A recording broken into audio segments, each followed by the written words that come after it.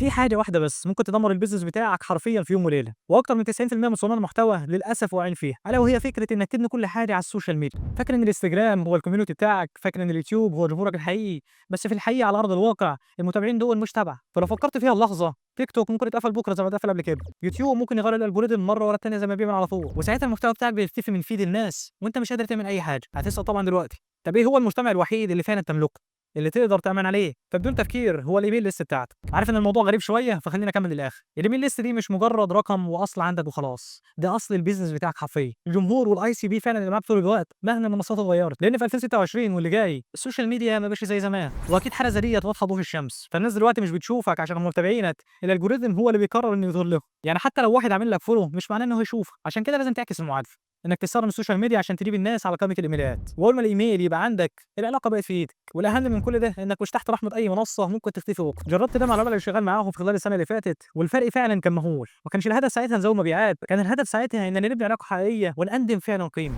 عشان كده دايما بقول السوشيال ميديا هي بس وسيله توصلك، لكن المجتمع الحقيقي بتاعك هو الايميل ليست بتاعتك. ولو عاوز تعرف اسهل واوضح طريقه تاخد بيها اي ليد عندك من اول ايميل اللي هو الويلكم ايميل لحد ما يبقى عميل عندك، اكتب كلمه ايميل في الكومنت وابعت لك كل التفاصيل.